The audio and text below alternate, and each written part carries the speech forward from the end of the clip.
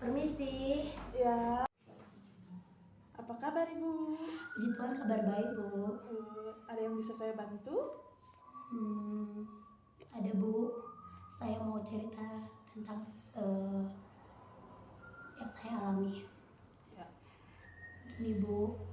Tahun 2021 kemarin, 2021 ya, saya pulang ke Nias. Kan saya prakteknya di sini ya, Bu, di Brastagi. Saya sudah praktek pelayanan Tamatan Sekolah Alkitab Nias. Terus setelah saya sudah siap praktek selama 2 tahun, di situ saya sudah siap prakteknya, saya pulang ke Nias rencana, Bu. Tapi ternyata pas saya pulang ke Nias, saya sudah berjanji akan balik ke sini selama 3 minggu saja di Nias. Dan setelah itu, setelah saya sudah pulang ke Nias 3 minggu, ternyata rencana manusia itu sama rencana Tuhan berbeda, Bu. Waktu menjelang ke 2 minggu, saya sudah merencanakan semuanya. Saya ingin balik lagi ke Brastagi karena saya mau sekolah lanjut di Palembang rencana kemarin, Bu.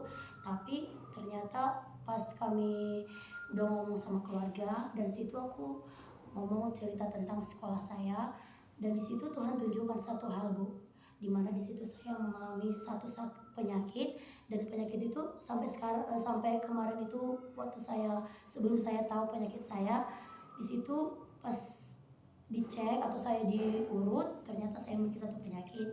Tapi di situ saya masih belum tahu apakah itu satu penyakit, apakah memang tubuh saya kurang fit atau gimana, saya tidak tahu, Bu.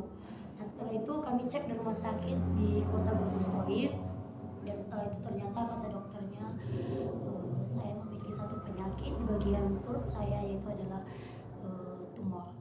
Dan di situ saya yang sebagai hamba Tuhan, mungkin secara manusia ada rasa khawatir ya, Bu, ya, ada rasa trauma, karena saya berpikir seperti ini, kok mengikut Tuhan seperti itu ya? Saya sudah melayani Tuhan, saya sudah menyerahkan diri saya, tapi ternyata Tuhan punya rencana dalam hidup saya. Nah, setelah itu saya berdoa sama Tuhan. Ketika saya pas mendengar sekali pertama kali bahwa saya di USG, saya didapati memiliki satu penyakit di bagian perut saya, di situ saya langsung udah kayak, udahlah Tuhan, terserah Tuhan. Yang saya bilang sama Tuhan gini, kalaupun nanti Tuhan izinkan saya kembali ke Brastagi, pasti Tuhan tolong saya. Tapi sebagai manusia, hati orang tua saya hancur sekali sebenarnya. Tapi mereka pura-pura kuat, pura-pura oke, tidak terjadi sesuatu apapun, Bu. Nah, di situ yang saya alami itu adalah traumanya. Karena dibilang dokter ini kemungkinan bisa lagi tumbuh ya. Tapi tidak memungkinkan juga, karena katanya tumor saya itu adalah tumor jinak. Jadi di situ saya benar-benar merasakan trauma, maksudnya gini, Bu, trauma itu dioperasi sekali lagi, karena kan waktu itu juga saya butuh darah saya memang banyak sekali keluar, dan di situ banyak sekali suntik, saya takut sekali yang namanya jarum, Bu. Jadi di situ saya benar-benar trauma sekali gitu.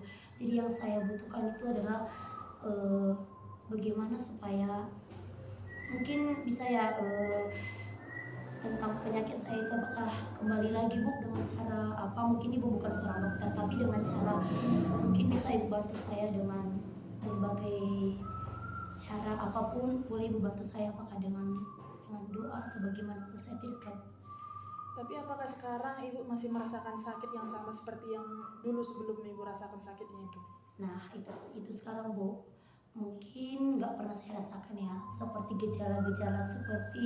gejala yang beberapa tahun yang lalu saya tidak rasakan lagi. Tapi memang saya tidak merasakan, tapi di bagian tubuh saya kurang fit saya memang ada ya.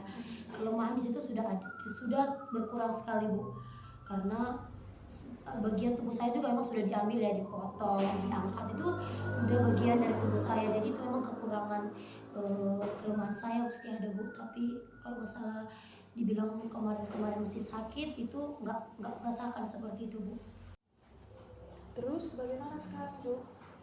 Kalau sekarang, Bu, memang ada sih niat ya, ataupun pernah dalam pikiran saya, kalau seperti ini mengikut Tuhan, saya pun berpikir udahlah, sudah sajalah, saya nggak mau benar-benar kayak melayani gitu kan, Bu.